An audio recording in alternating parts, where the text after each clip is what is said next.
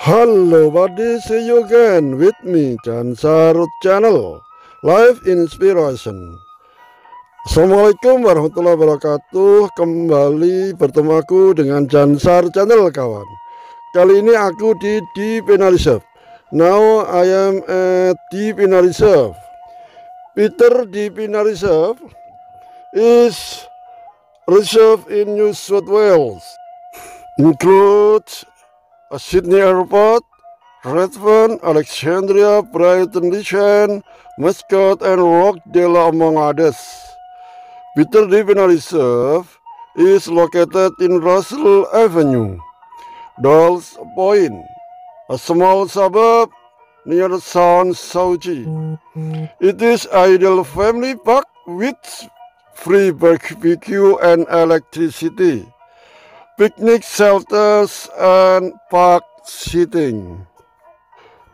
Peter Deep Inner Reserve kawan adalah cagar alam, merupakan cagar alam yang ada di kawasan New South Wales, Sydney, Australia. Antara lain, kawasan ini meliputi dari Bandara Udara Sydney, Redfern, Alexandria, Brighton, Lishan, Mascot, dan Rockdale serta yang lainnya itu kawan. Jadi disinilah yaitu pantai yang menghubungkan, yang tidak pernah putus, yaitu ikut daerah Bayside Council. Bayside Council itu ikut wilayah pemerintahan Bayside kawan. Peter Deep Inner Reserve ini terletak di Jalan Avenue, Dolls Point, yang terletak di pinggiran kota kecil dekat dengan San Sauchi. Di taman ini cocok sekali untuk piknik keluarga. Di sini juga disediakan tempat duduk untuk makan, juga tempat untuk barbeque, elektrisitinya gratis kawan. Inilah adalah tempat untuk berlibur atau menghilangkan ketegangan dari pikiran-pikiran kita kawan, sambil menikmati keindahan alam secara kauniyah, secara alamiah. Taman ini adalah ada yang membuat, juga ada memelihara. Berarti kita pun harus memahami ayat-ayat secara tertulis yang telah diwahyukan melalui utusannya Rasulullah SAW, yaitu dalam Al-Quran. Kali ini aku akan bacakan yaitu surat Al-Baqarah, surat yang kedua dari Al-Quran, ayat nomor 6. A'udzubillahi minasyaitonirrajim. Bismillahirrahmanirrahim. Innalladzina kafaru sawa'un 'alaihim a'anzartahum am lam tunzirhum la yu'minun. Shadaqallahul azim. It means, indeed, who is disbelief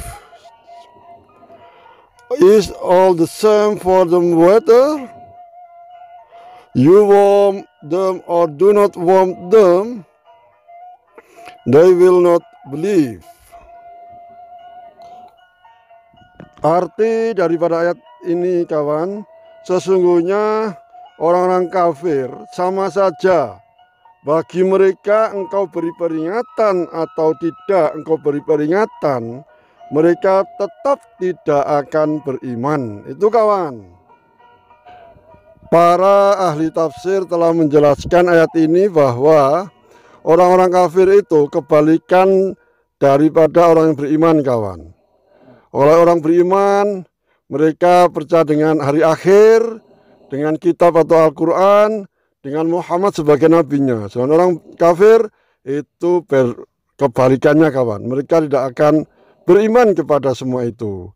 Karena apa? Karena mereka di hatinya ada kesombongan, kecongkaan, ada di hatinya orang yang paling merasa paling benar, paling bisa. Ini kawan.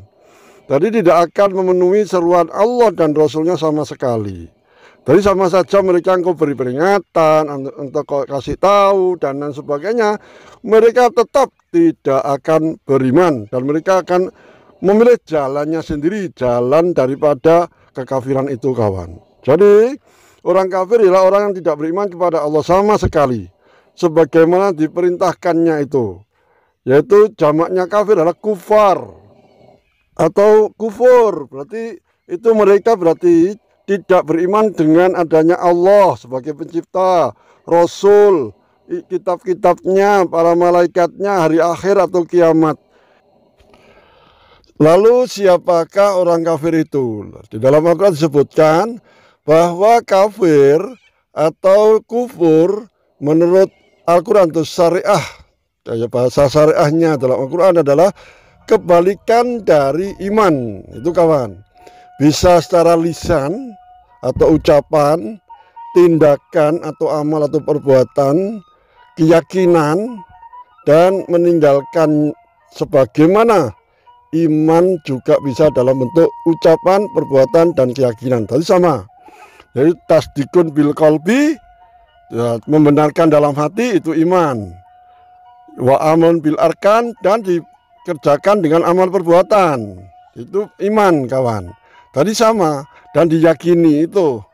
Jadi itulah kebalikan orang-orang yang ingkar akan adanya Allah Subhanahu wa taala. Maka dikatakan mereka adalah, makanya mereka dinamakan kafir atau jamak daripada kufur itu, kawan. Jadi kata kekufuran menurut Abdurrahman Al-Maliki bisa diklasifikasikan menjadi 4, kawan. Yang pertama yaitu keyakinan. Ya, dalam keyakinan konteks ini ada 2, yaitu dengan membenarkan dengan bulat secara qot'i, yakin, ya, itu kawan. Seperti meyakini Allah mempunyai sekutu atau sebaliknya, seperti meyakini Al-Quran bukan kalam Allah itu. Yang kedua yaitu yang masalah keyakinan, mengingkari apa yang urgensinya dalam Islam sudah dimaklumi, seperti mengingkari ayat jihad, hukum-hukum Allah, mengingkari potong tangan dan lain sebagainya. Itu sudah kufur. Satu ayat kita sudah tidak meyakini dengan ayat Al-Quran, satu ayat saja itu sudah dikatakan kufur atau kafir. Yang kedua, ragu atau syak, misalnya ragu-ragu dengan adanya Allah, dengan adanya hari kiamat, dengan adanya Nabi Muhammad sebagai Nabi terakhir, itu juga dikatakan seperti itu, kawan. Yang ketiga yaitu dengan qaul atau pernyataan. Nah, itu mungkin kita sudah paham, kawan, ya. Yang keempat, tindakan atau fi'il dengan perbuatan. Nah, ini. Itulah, kawan, semuanya kita lihat burung, pohon, semua itu sebenarnya bertasbih kepada Allah, pada Tuhannya, pada Sang Pencipta. Air pun di dalam laut sana itu juga bertasbih. Semua yang ada di dunia termasuk tanah yang kita pijak ini juga bertasbih. Makanya mereka nanti akan menjadi saksi bagi kita. Sebab kita itu sebagai manusia yang diberi akal. Sebab manusia itu adalah makhluk yang diberi akal. Dengan akal itulah mereka bisa mempunyai sifat sombong, angkuh. Ini, kawan, jadinya bisa menutupi keimanan kepada Sang Kuasa atau Sang Pencipta, yaitu Allah Subhanahu wa ta'ala, yang nantinya kita pasti akan mati, akan menghadap kepadanya.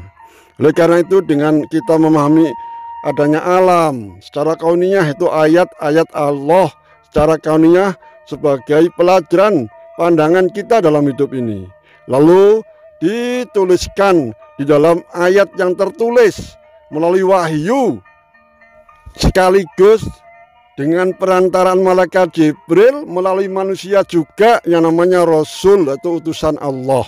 Itu, kawan, untuk meyakinkan kepada umat manusia. Inilah, karena akal tersebutlah umat manusia bisa menjadi kafir atau ingkar dengan adanya ayat-ayat Allah ini, baik secara kauniyah yang kita lihat secara fisik, alam, laut, dan sebagainya, cara ayat, cara dalil yang tertulis. Ini kawan.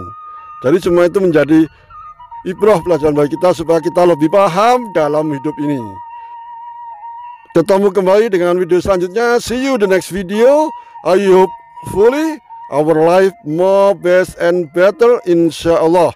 Apabila ada kurang benar, kurang jelas, mohon dimaafkan kawan. Saya akhiri.